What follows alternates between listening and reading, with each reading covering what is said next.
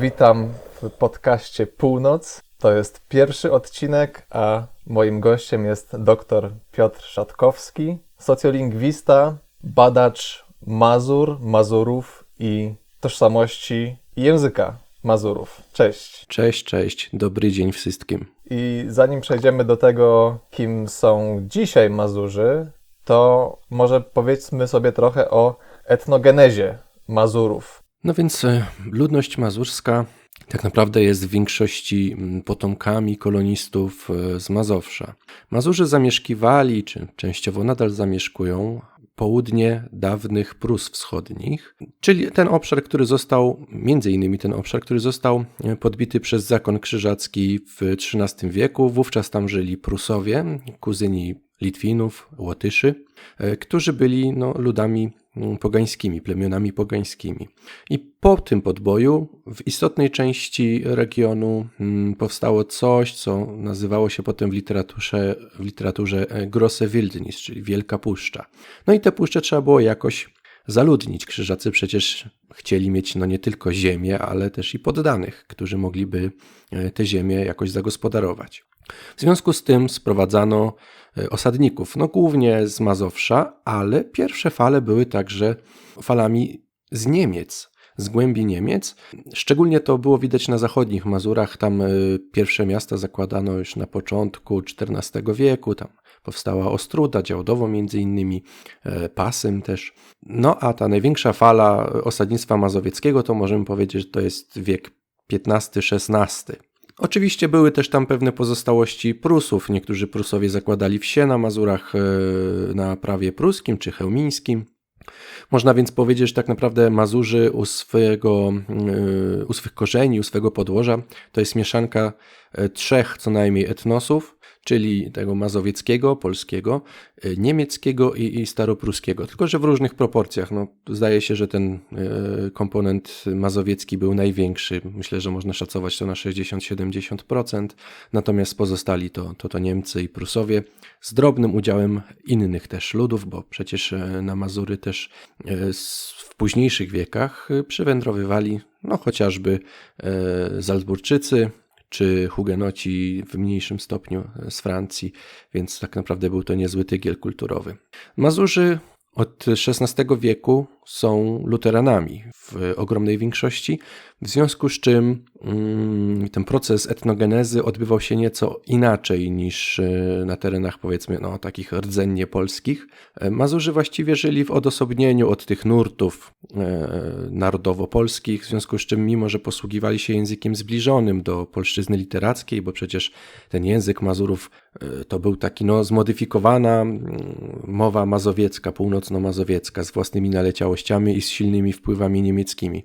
Ale mimo tego nie odczuwali raczej solidarności i wspólnoty narodowej z Polakami. No właśnie, to jest też bardzo ciekawy wątek świadomości i tożsamości mazurskiej, bo z biegiem czasu właściwie wykształciły się wśród Mazurów takie trzy główne nurty, trzy główne prądy tożsamościowe. Tak, w wieku XIX już możemy zauważyć, że Mazurzy zyskują jakąś swoją tożsamość, czy może zastanawiają się nad tym, albo jest im mówione, bo to też różnie bywało, kim są i kim powinni być. I tutaj na początku ścierały się frakcja proniemiecka z propolską, ale z biegiem lat zaczynała pojawiać się też ta frakcja trzecia, promazurska. Więc możemy powiedzieć, że już w XX wieku to były trzy frakcje, z czego ta proniemiecka zdaje się była najsilniejsza. Na drugim miejscu można by było uplasować tę promazurską, tylko ona była słabo zorganizowana, nie miała szczególnych zasobów też pieniężnych, organizacyjnych, nie miała żadnego silnego państwa za sobą przecież. W związku z czym, mimo że wielu ludzi czuło się po prostu Mazurami, to jakoś ta myśl nie zdołała się tak mocno rozwinąć, jakby mogła się rozwinąć. Tutaj do wyjątków należy taka organizacja, jaką był Mazurenbund z Kurtem Obicem, ale to jest zdecydowanie dosyć niszowa organizacja. Natomiast oczywiście istniał też ruch propolski, gdzie liderami były takie osoby jak m.in. Karol Małek. Przy czym też moim zdaniem, jak się czyta wspomnienia różnych działaczy propolskich na Mazurach, to można odnieść wrażenie, że im chodziło o taką polskość, która niekoniecznie byłaby zrozumiana przez wszystkich w Polsce. To znaczy oni rzeczywiście i tak, mimo że byli tożsamościowo z własnego wyboru Polakami, czy bardzo, bardzo blisko związani z Polakami, to ten wpływ kultury hajmatowej, tak to nazwijmy, był na nich tak przemożny, że oni tę polskość wywodzili od dołu, nie od góry, tak jak ja to czasami mówię, czyli polskość wychodziła od mazurskości. Oni uważali, że mazurskość to część polskości, ale tym punktem wyjścia do rozważań była zawsze mazurskość. Natomiast wydaje mi się, że oczekiwano od nich tej perspektywy bardzo szerokiej, ogólnopolskiej, gdzie mazurskość mogłaby być ewentualnie tylko jakimś regionalnym dodatkiem, a na Mazurach, jeżeli by ten nurt propolski się rozwinął, to musiałby tę piramidę odwrócić i podstawą musiałaby być mazurskość. Taką strategię miał Karol Małek po wojnie, bo on był jednym z głównych działaczy pracujących nad polonizacją czy repolonizacją, jak to wtedy mówiono, Mazurów, i on miał strategię właśnie przez mazurskość do polskości, co też spotykało się z krytyką władz powojennych, ponieważ no właśnie w ich odczuciu było to zbyt takie odśrodkowe działanie. A z jakich kręgów wywodziła się ta opcja, jak nazwałeś, promazurska właśnie, Kurta Obica? Skąd wzięło się to ich, powiedzmy, intelektualne zaplecze, żeby z taką ideą wyjść, albo co popchnęło ich do uformowania takiej idei? Zdaje się, że praktycznie jedynym ideowym twórcą, który miał taki też potencjał intelektualny i zasób wiedzy, by taką ideę tworzyć, był rzeczywiście Kurt Obic, natomiast pozostali raczej po prostu zgadzali się z tą linią, którą Kurt Obic proponował. Jak się przeanalizuje życiorys Kurta Obica, widać, że bardzo istotne było podłoże jego rodzinne. To znaczy historyk profesor Jasiński pisał o tym, że choć jego rodzina nie mówiła po mazursku, była niemieckojęzyczna, to rzeczywiście posiadała, czy ukształtowała w sobie taką dosyć silny element tożsamości regionalnej, silny element tożsamości mazurskiej, więc tutaj Kurt Obic już na początku miał z czego się odbić, od czego startować. Natomiast jego życiorys jest o tyle ciekawy, że on, co zresztą zdarzało się nieraz na Mazurach, zaczynał swoje rozważania od dawnych Prusów. To znaczy ten mit założycielski regionu rzeczywiście był upatrywany w dawnych Prusach i wielu Mazurów uważało się przynajmniej za częściowych potomków czy spadkobierców tego dziedzictwa dawnych Prusów. To też można w literaturze Johannesa Bobrowskiego zauważyć, czy nawet Erwina Kruka, więc takich osób było na pewno więcej. Następnym krokiem, następnym punktem, który kształtował Kurta Obica, moim zdaniem jest jego wykształcenie. To znaczy on kształcił się w Królewcu i tam natknął się na nurty lewicowe. I jego twórczość tak naprawdę odzwierciedlała tamtejsze tendencje. On miał dosyć silny skręt socjalistyczny, co też zresztą w Prusach Wschodnich, dość narodowo zorientowanych, było dosyć ryzykowne. Ale myślę, że właśnie od tego wątku trochę ludowo-wyzwoleńczego, tak to nazwijmy, wzięło się też jego poczucie, że ta kultura ludowa, ten język ludu, że to zasługuje na większe docenienie i w jakiś sposób, nadanie temu jakiejś też intelektualnej otoczki. A więc zupełnie przeciwnie niż to, co się często działo na Mazurach, że wszystkie osoby, które zyskiwały pewien status, wykształcenie, bardzo szybko się germanizowały i do pewnego stopnia traciły łączność z tymi swoimi korzeniami, z pierwotną kulturą. On chciał tę kulturę pielęgnować i do tego dodał jeszcze całą otoczkę intelektualną, czy nawet podłoże historyczne. On upatrywał takiego prawdziwego początku etnogenezy mazurskiej i odrębnej tożsamości mazurskiej w napadzie tatarskim, czy polsko-litewsko-tatarskim z drugiej połowy XVII wieku, gdzie uważał, że wtedy Mazurzy zrozumieli, że są sami sobie i muszą sobie sami ze wszystkim radzić, mimo że wywodzą się w większości właśnie z ludu polskiego. Ta polska narracja o Mazurach zwykle upatrywała w Mazurach takie zbłąkane albo nawet nieuświadomione owieczki, nieuświadomione narodowo, natomiast już po wojnie, lub to było w latach międzywojennych, popraw mnie jeśli się mylę, sam polski wywiad w tajnych meldunkach jednak potwierdzał, że Mazurzy raczej mają tożsamość własną, prawda? Tak, taki raport rzeczywiście istniał.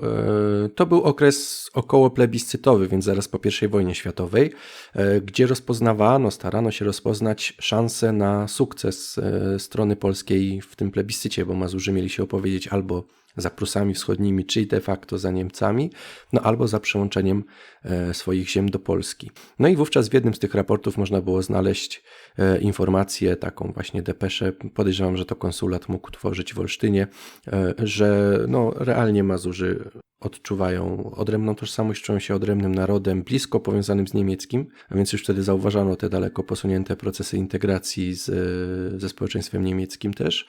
Natomiast oszacowano, że tylko 5% Mazurów ma w sobie ten potencjał polskości, takiej, tam napisano wówczas, że myśli po polsku bodajże 5%. Więc oficjalna narracja, czy narracja medialna to jedno, a to, co wiedział polski wywiad, który był zresztą dosyć sprawny, to trzeba oddać, że ta tak zwana dwójka przedwojenna była jednym ze sprawniejszych organów, czyli jedną ze sprawniejszych instytucji w ramach państwa polskiego.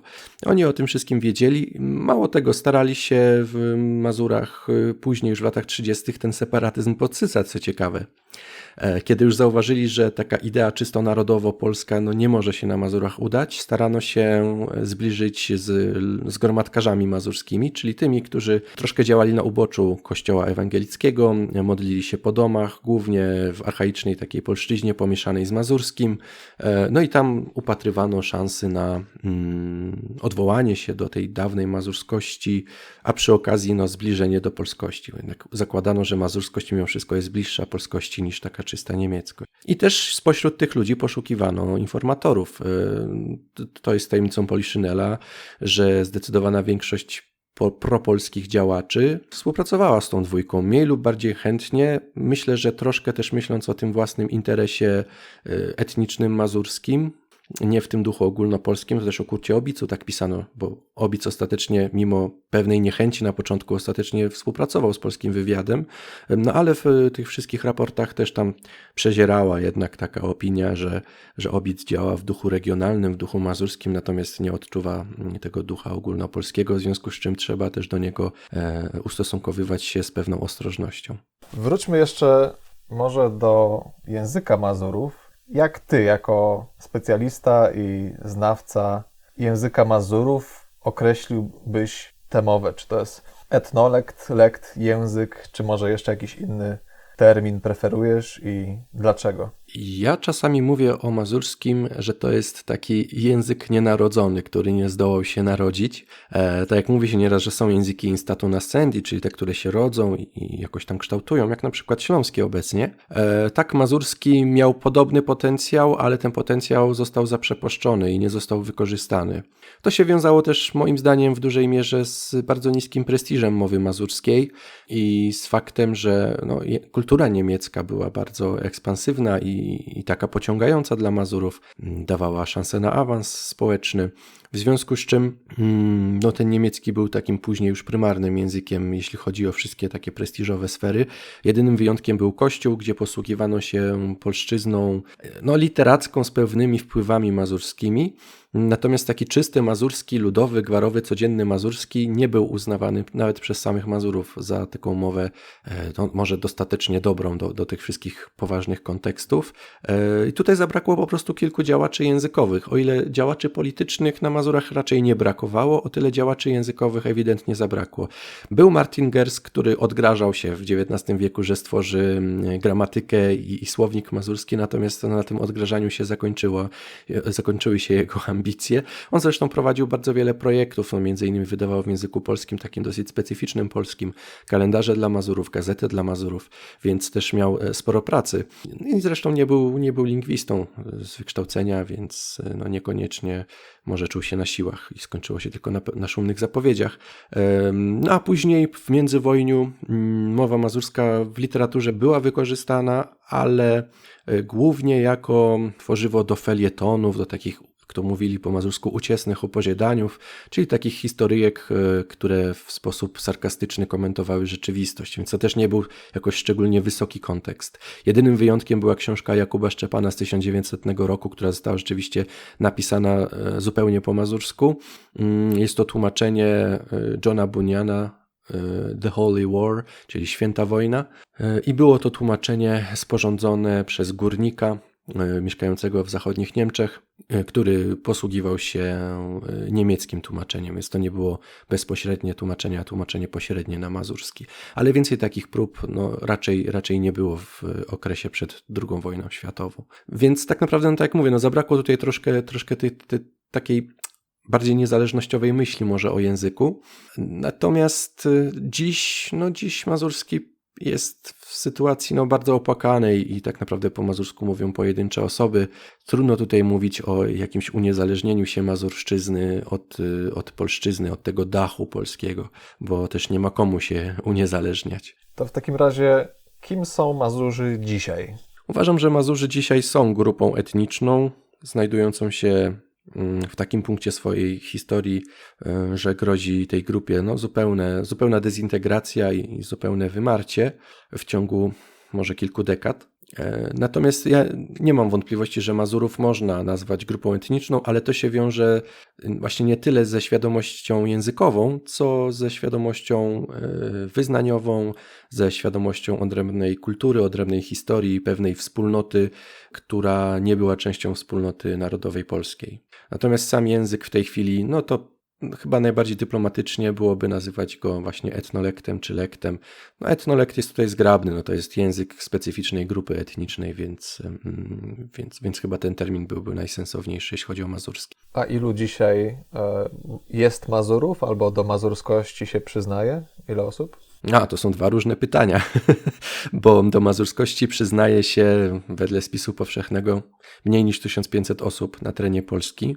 Przynajmniej do tego stopnia się przyznaje, żeby właśnie się spisać, bo to też nie zawsze jest ze sobą zupełnie jednoznaczne i powiązane. Natomiast osób z korzeniami mazurskimi, przynajmniej częściowymi korzeniami mazurskimi, myślę, że jest kilkanaście tysięcy w Polsce. Zdecydowanie więcej mieszka ich w Niemczech, ale w Niemczech też już te procesy asymilacyjne są bardzo daleko posunięte i młodsze pokolenia raczej nie mają tej świadomości pochodzenia albo się zupełnie tym nie interesują. Albo mają wpojoną na przykład świadomość pochodzenia wschodniopruskiego, bo wschodniopruskość jest taką tożsamością zastępczą dla wielu potomków Mazurów.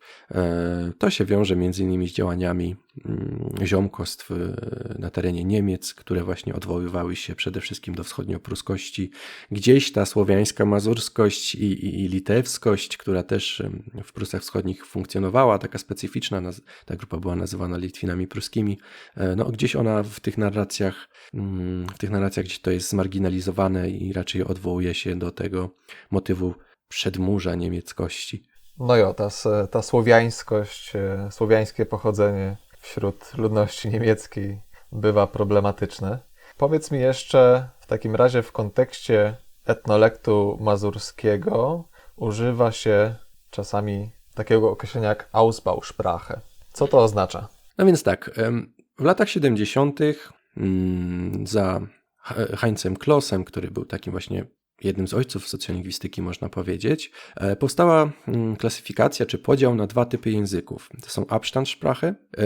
Abstandssprache to jest język, który po prostu poprzez swoją odległość od innych języków może być nazywany językiem, to znaczy tu nie ma wątpliwości. Natomiast istnieją też języki z grupy Ausbau, które można to tak przetłumaczyć, że to są języki poprzez rozbudowanie. Czyli jeżeli dana mowa czy dany dialekt wchodzą w sfery użytkowania typowe dla języka i zaczynają być regulowane, kodyfikowane, jak to z reguły bywa w Europie, wówczas narastają pewne różnice w stosunku do tego języka pierwotnego literackiego, który był tym dachem językowym, pod którym się ten dialekt znajdował i ten dialekt może pewnego dnia się po prostu uniezależnić i stać się językiem właśnie poprzez to, w jak wielu sferach samodzielnie funkcjonuje, samodzielnie operuje, że posiada własne specjalistyczne słownictwo na przykład, że ten język jest językiem obowiązującym w urzędach, w szkołach i wielu innych, takich powiedzmy najpoważniejszych dziedzinach. też między innymi w mediach. Rzeczywiście niektóre etnolekty rozwijają się właśnie w ten sposób. Nie poprzez istotną, dużą skalę różnic, a poprzez narastające użycie, wzrost prestiżu no i przede wszystkim wolę samych użytkowników, by coś nazywać językiem. No i to chyba widzimy pomału a propos Śląska i języka śląskiego. Co dokładnie czyni język językiem z perspektywy socjolingwistyki? Czy w ogóle coś takiego istnieje? Czy tych teorii jest troszkę, natomiast mnie najbardziej przekonuje właśnie ta teoria dachu językowego. I w literaturze socjolingwistycznej jest ciekawy przykład. Przykład języka niemieckiego i języka holenderskiego. Gdzie, jak wiadomo, przy granicy niemiecko-holenderskiej tak naprawdę te dialekty między sobą różnią się stosunkowo niewiele. Natomiast co sprawia, że jeden dialekt w tym społecznym rozumieniu jest dialektem holenderskim, a drugi niemieckim? No właśnie te bariery polityczne z jednej strony, ale też właśnie to pojęcie dachu językowego.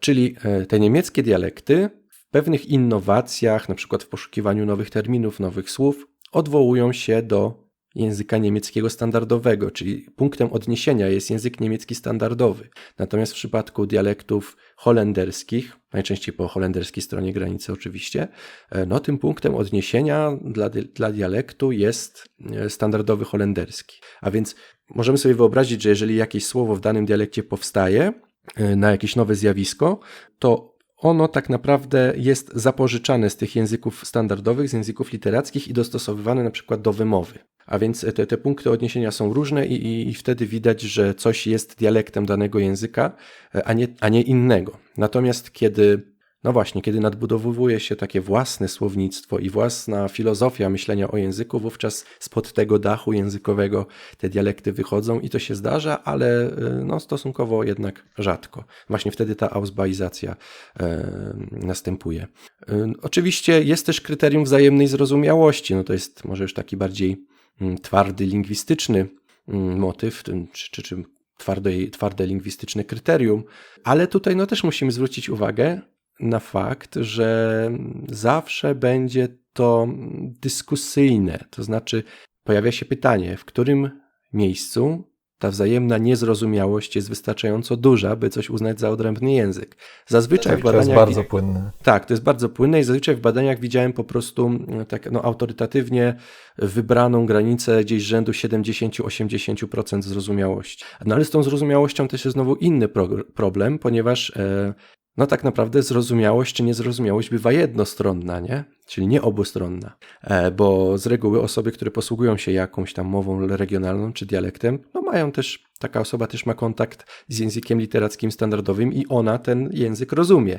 Natomiast kto nie rozumie dialektu, właśnie te osoby, które posługują się tylko standardem i nie miały wcześniej kontaktu. Ale te kontakty mogą się pojawiać i wtedy ta zrozumiałość wzajemna rośnie. Więc tutaj jest sporo odcieni szarości, dlatego nie jest to bardzo ścisłe określenie. Raczej tutaj się... Z perspektywy lingwistyki jednak bym tutaj się spierał, że mimo wszystko to kryterium wzajemnej zrozumiałości raczej nie funkcjonuje. Raczej to jest jednak mimo wszystko domena socjolingwistyki, może bardziej. Natomiast w samej socjolingwistyce widać takie dwa nurty, moim zdaniem, pewnie więcej, ale w tej konkretnej kwestii myślę, że są dwa główne nurty. Pierwszy nurt to są ci badacze, którzy starają się rzeczywiście bardzo, jak wierzą, obiektywnie ocenić właśnie między innymi poprzez wzajemną zrozumiałość, co jest bardziej, a co jest mniej językiem. I są ci bardziej zorientowani na czynniki społeczne, którzy starają się badać prestiż danego języka, starają się badać przejawy występowania danego języka w różnych przestrzeniach i na tej podstawie próbują określić, czy coś już funkcjonalnie zaczyna spełniać te kryteria językowe. No dobrze, kilka razy już sam zahaczyłeś o wątek śląski, a tym bardziej jest to temat dzisiaj ważny, ponieważ Ślązacy walczą o dopisanie ich do ustawy o mniejszościach narodowych i etnicznych i o języku regionalnym. Chcą, żeby język śląski został wpisany jako drugi po języku kaszubskim język regionalny, więc spytam Cię, być może wprost, czy śląski jest językiem. No ja wprost tego tak jednoznacznie określić nie mogę, natomiast moim zdaniem z socjolingwistycznego punktu widzenia tak, śląski już jest językiem. Te wszystkie wspomniane kryteria, o których mówiłem, czyli samo określenie przynajmniej istotnej części społeczności posługującej się śląskim, rozbudowywanie tego języka, pojawianie się współczesnego słownictwa na takie bardziej abstrakcyjne czy technologiczne zjawiska. W dalszej kolejności wchodzenie śląszczyzny do literatury, wchodzenie śląszczyzny do mediów, do nowych technologii. Przecież mamy i systemy operacyjne po śląsku tłumaczone. Więc to wszystko razem sprawia, że no faktycznie śląski w moim odczuciu spełnia istotną część takich wyobrażonych, typowych kryteriów ujęzykowienia. Więc myślę, że tak, że śląski już właśnie z tego statu nascendi przechodzi w taki pełnoprawny język, zdolny do funkcjonowania w większości domen językowych i w większości przestrzeni. Więc tak, no śląski na naszych oczach staje się językiem i chyba już ten proces pomału się kończy. Myślę, że takim zwieńczeniem z takiego europejskiego punktu widzenia będzie po prostu już taka pełna kodyfikacja i pełna standaryzacja języka, bo w Europie rzeczywiście jest to ważny czynnik. O ile w językach, w przypadku języków, nie wiem, afrykańskich czy azjatyckich, wcale nie ma takiego wymogu, by dany język posiadał własny zapis, czy właśnie skodyfikowaną, ustandaryzowaną gramatykę. O tyle w tradycji europejskiej, jeśli chodzi o postrzeganie języków, za prawdziwy język uznaje się coś, co faktycznie ma już takie spisane i dosyć sztywne reguły. Przy czym należy też zauważyć, że Ślązacy od lat mają wykształconą ortografię, piszą literaturę w tym języku. No ta jedna ortografia jest w użyciu właściwie od lat, no i teraz w tym roku jeszcze powstała Rada Języka Śląskiego, która właściwie tę kodyfikację będzie już wieńczyć, a nie zaczynać, o ile w ogóle można mówić o kodyfikacji jako o procesie skończonym, no bo po co Polacy mają Radę Języka Polskiego? No też po to, żeby jakieś nowe uchwały podejmowała i będzie podejmowała je w przyszłości również, prawda? To nie jest proces skończony, bo inaczej taka rada mogłaby się rozwiązać i nie byłaby szczególnie potrzebna. Tak, no to jest prawda, że no, ślabikosz, który obecnie dominuje, to jest no bodajże kwestia kilkunastu lat, jeżeli się nie mylę, więc ta ortografia miała już trochę czasu, żeby się zadomowić.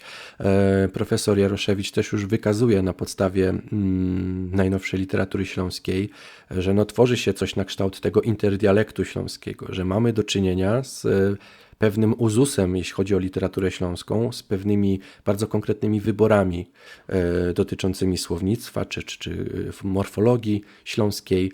Więc tak, tego nie da się w ogóle zignorować i zauważamy coraz częściej, że badacze, nawet poloniści czy badacze języka polskiego już coraz częściej zauważają, że no ten proces po prostu się dokonuje i w znacznej mierze już jest dokonany. No przy czym, tak jak mówię, no, mamy tutaj do czynienia z bardzo dynamicznym procesem, który dzieje się od kilkunastu lat. W sensie budowania się języka, czy kształtowania się języka, no to jest mgnienie oka, nie? Więc nadal możemy mówić o procesie trwającym. Ja bym jednak powiedział, że nie bliskim końca, a raczej jest w punkcie końca początku, może tak. Czyli te początkowe, najważniejsze kroki co do powstania pewnego standardu śląskiego już zostały wykonane, natomiast taka pełna dojrzałość tego procesu moim zdaniem jeszcze jest przed nami. Co do tego, że śląski może funkcjonować w każdej domenie, bardzo mi się podobało ostatnio, kiedy w TVP3, w państwowej telewizji, Grzegorz Kulik, przewodniczący Rady Języka Śląskiego, debatował z posłem na Sejm Rzeczypospolitej Polskiej z partii Konfederacja, posłem Frycem. Skłonił go, żeby ta cała debata odbywała się właśnie po śląsku i skłonił posła w Ancugu, żeby tłumaczył wszystkim, jak to właśnie ten język, w którym on właśnie mówi, do niczego się nie nadaje, tylko jest zwykłą gwarą. To było coś pięknego. Natomiast ja dodam tak z perspektywy już lingwistyki nie socjolingwistyki, że nie ma żadnych kryteriów określających, co jest jeszcze dialektem, a już językiem. Lingwistyka, jak to socjolingwiści lubią właśnie mówić, to taka twarda lingwistyka w ogóle się tym nie zajmuje. Oczywiście można stwierdzić ponad wszelką wątpliwość, że język chiński i język polski to są dwa zupełnie odrębne języki. Natomiast jeśli chodzi o języki spokrewnione, takiej gradacji czy punktacji nie ma. Nie zbiera się punkcików za osobne końcówki i odrębne słówka. Jak się uzbiera tych punkcików wystarczająco, to wtedy można dostać pieczątkę języka, tak? Pieczątkę z ziemniaka. Jeśli słyszymy, czytamy takie obiegowe opinie o Śląszczyźnie, że nie spełnia jakichś wymogów, ponieważ ma za mało słownictwa, za mało jakichś cech fonetycznych, to jest kompletna fikcja, więc też... No tak, to rzeczywiście jest kwestia przede wszystkim wyboru społeczności, która danej mowy używa i tego, co z tym językiem ta społeczność robi. Jeżeli jest taka tendencja, by ten język wchodził do tych wszystkich przestrzeni, o których wspominaliśmy, no to siłą rzeczy prędzej czy później zacznie być ta mowa postrzegana jako język. Ale tutaj właśnie chcę zwrócić uwagę, że zacznie być postrzegana, to nie jest ścisła dyscyplina. Mówimy tutaj o badaniach humanistycznych, które jednak zawsze są obarczone pewną spekulatywnością, deklaratywnością, zmiennością też, bo tak jak 1000 lat temu 2 plus 2 dawało 2 i dzisiaj daje 2, tak to, co 100 lat temu nie było językiem, za 100 lat językiem może być. Więc to też warto o tym pamiętać i chciałbym też jeszcze się odnieść do tego, co powiedziałeś, bo w dyskusjach internetowych bardzo często pokutuje przekonanie, że przecież lingwiści jednoznacznie odrzucają śląski jako język. I tak się zastanawiam, jacy to są lingwiści. No myślę, że większość ludzi po prostu usłyszała profesora Miotka i na tym się ten panteon lingwistów kończy. Tym bardziej, że tak jak mówisz, no współczesna lingwistyka raczej nie zajmuje się tego typu kwestiami. Już prędzej pewnie właśnie socjolingwistyka próbuje rozgryźć, ale nie zdecydować, tylko rozgryźć, co w ocenie społecznej jest wystarczające, by mówić o języku. To jest, wiesz, to jest podejście od drugiej strony, takie bardziej deskryptywne, a nie preskryptywne. Czyli No i też nie zapominajmy o tym, że tutaj dużą rolę odgrywa po prostu projekcja siły. To znaczy zawsze to jest tak, że to użytkownicy tych wielkich, okrzepłych języków mówią użytkownikom tych małych języków, że wy nie macie żadnego języka, tylko to jest nic nie warta gwara, albo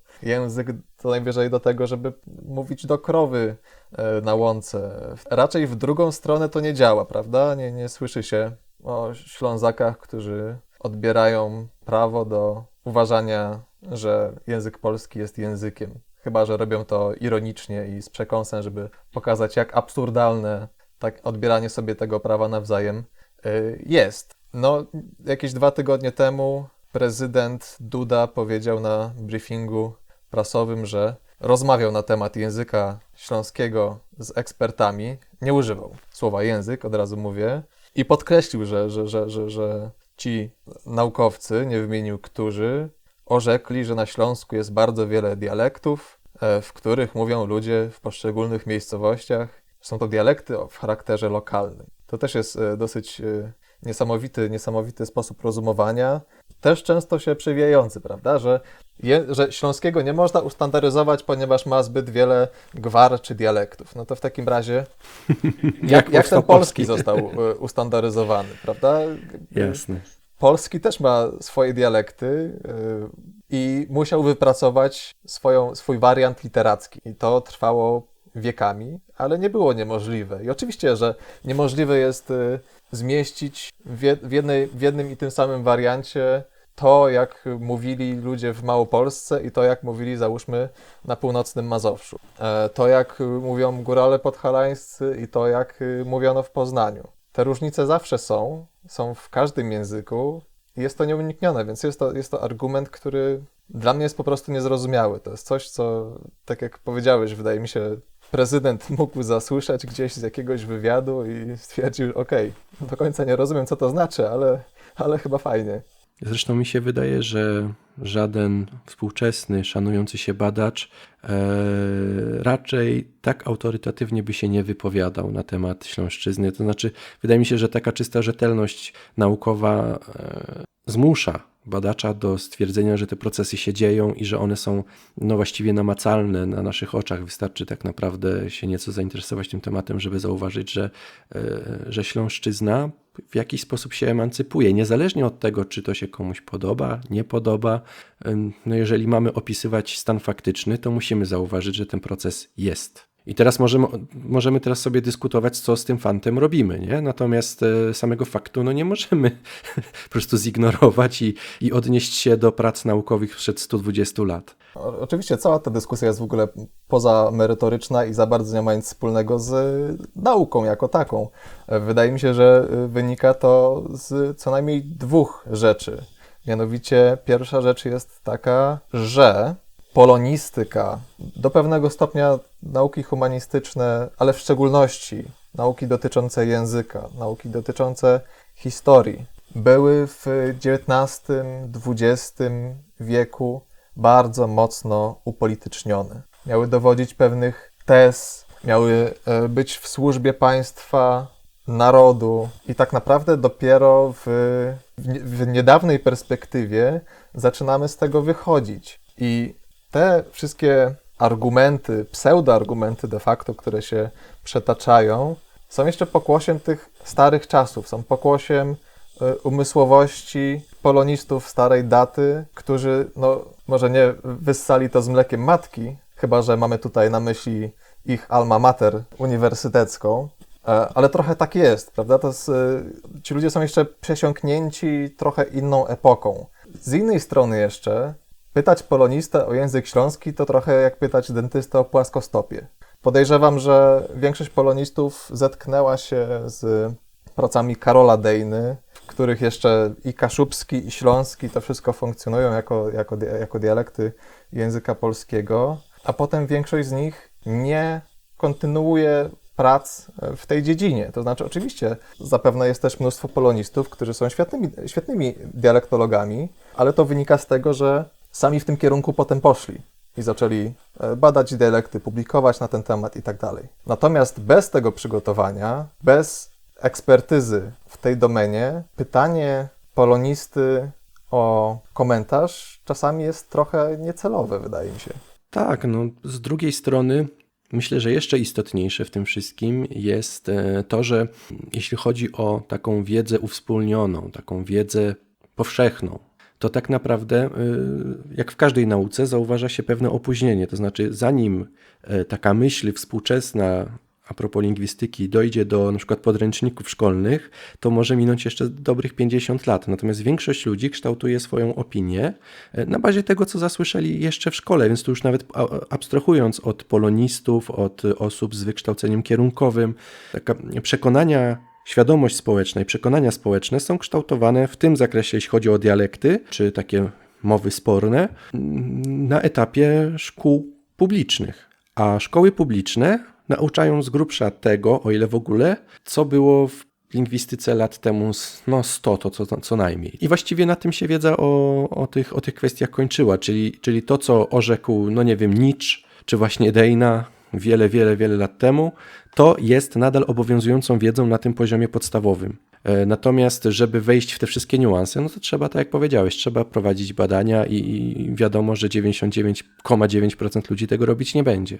Więc tutaj też jest pole do pewnej takiej przemocy symbolicznej, do takiej manipulowania opinią publiczną poprzez wykorzystywanie niewiedzy czy braku zainteresowania w tym temacie.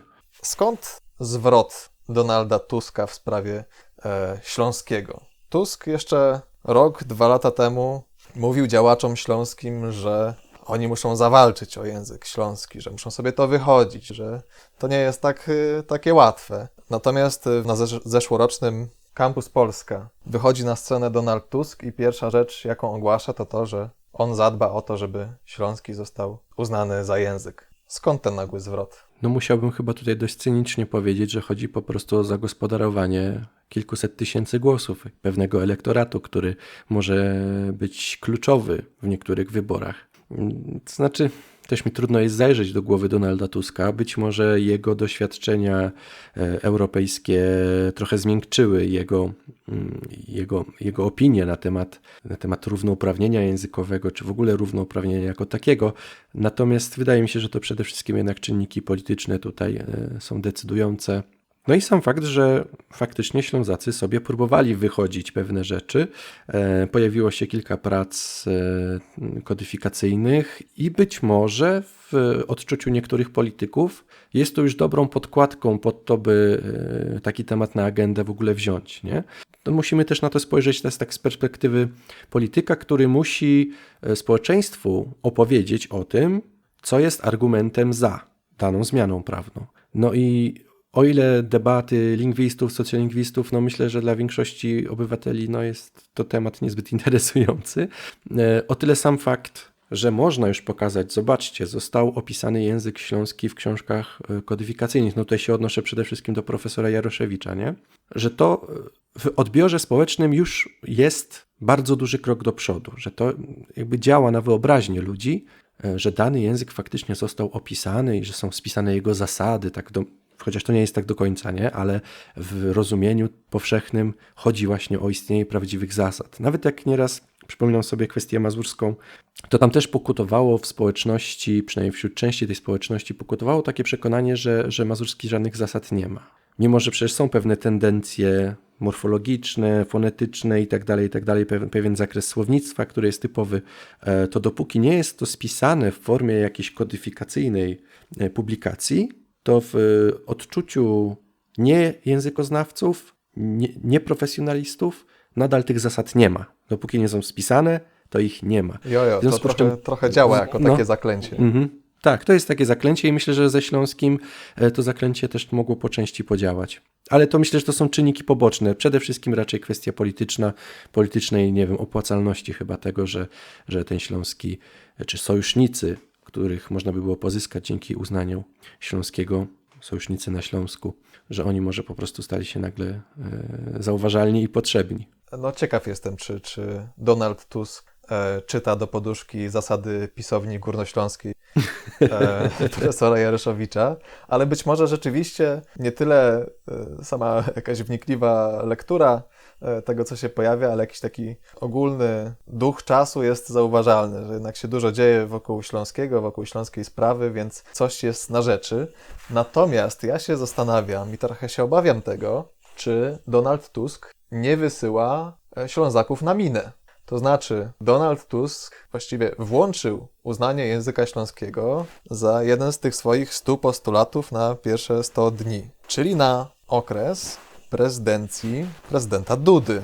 Teraz Ślązacy przeszli jak burza przez Sejm i Senat, natomiast jeszcze nie wiadomo, pozostaje pod znakiem zapytania, czy prezydent Duda tę ustawę podpisze. I zastanawiam się, czy nie nastąpiła chłodna kalkulacja Donalda Tuska, który spokojnie obiecał, że język śląski będzie, potem prezydent tego nie podpisze, no a koalicja rządowa spokojnie powie, no cóż, no, chcieliśmy, próbowaliśmy, zrobiliśmy wszystko, co się dało, ale prezydent nie podpisał i sprawa śląskiego znowu ugrzęźnie na kolejne lata. Taki manewr wydaje mi się jednak byłby trochę krótkowzroczny. O ile teraz faktycznie jeszcze miałoby to sens, to zakładając, że środowisko Platformy Obywatelskiej czy Koalicji Obywatelskiej chce mieć swojego prezydenta po ustąpieniu Andrzeja Dudy i że liczy na zwycięstwo swojego kandydata, no to ten argument szybko by się wyczerpał, nie? Szybko by się zdezaktualizował, no bo co stałoby nam w przeszkodzie, by całą procedurę legislacyjną przeprowadzić jeszcze raz i tym razem trafiłoby to na stół prezydenta, który sprzyja środowisku rządowemu, nie? A to może się wydarzyć już za rok. I co wtedy można by było powiedzieć Ślązakom, czym można byłoby ich straszyć? No wtedy już niczym, ale wtedy musieliby właściwie cały proces zaczynać od nowa i to kosztowałoby cały aktyw śląski, mnóstwo wysiłku, czasu i tak dalej, a jak wiadomo, no różne ustawy można też mrozić i odraczać. Wolałbym się mylić, ale nie wiem, czy to nie jest granie na czas. No tak, tylko że grać na czas wiecznie się nie da, nie? To tak, nawet jeżeli musieliby całą procedurę przeprowadzić jeszcze raz za rok czy za 1,5 roku, to obecna procedura, czy obecny ten etap sejmowy, senacki pokazuje, że da się to zrobić tak naprawdę w tydzień. Nie? Czyli nie byłoby w jakiś sposób uzasadnić zwlekania w sytuacji, gdy nie byłoby prezydenta Dudy jako prezydenta, czy innej osoby związanej z dzisiejszą opozycją. Więc to jest takie, jeżeli to jest faktycznie strategia odwlekania, to bardzo krótkowzroczna. Pełna zgoda, natomiast niestety polska klasa polityczna jest ze swojej krótkowzroczności znana, więc wcale mnie to nie pociesza. Martwi mnie to jeszcze bardziej, ale obym był złym prorokiem.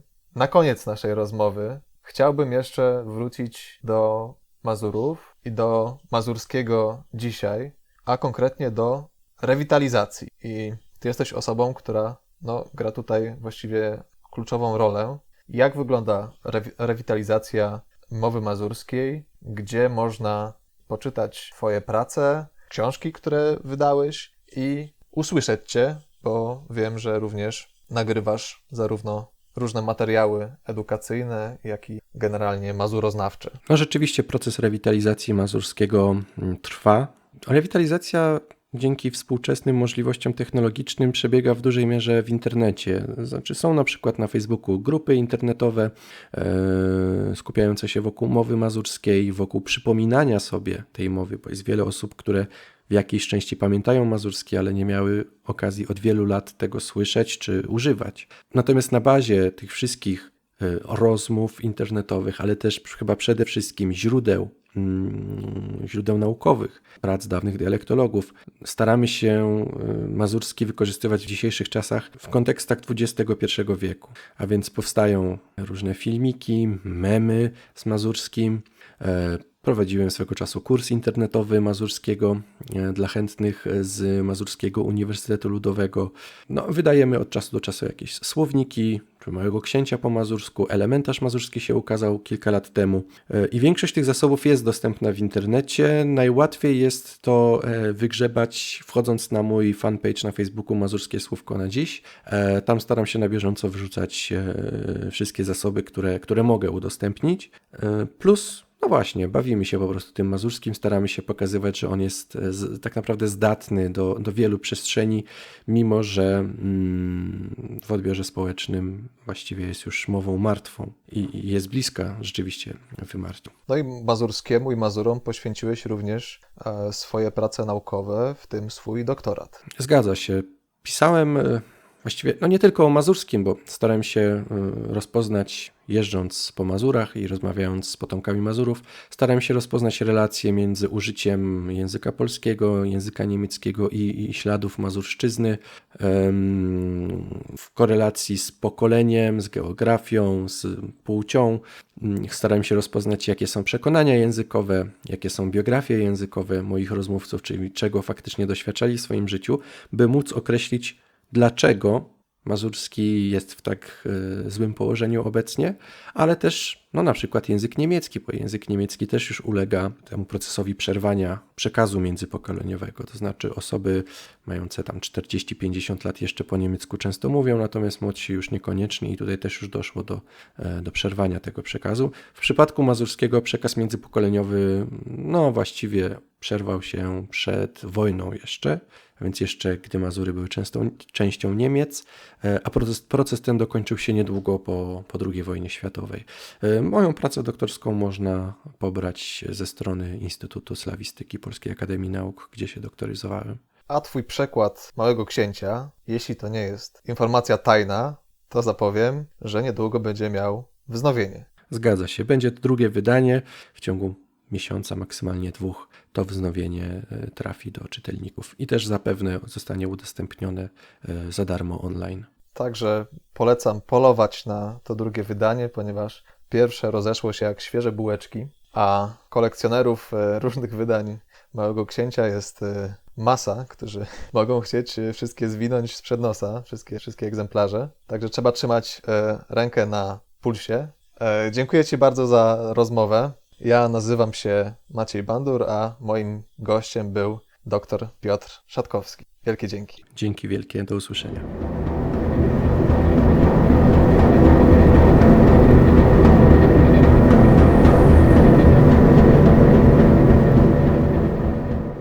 to teraz czekacie obróbka tego wszystkiego.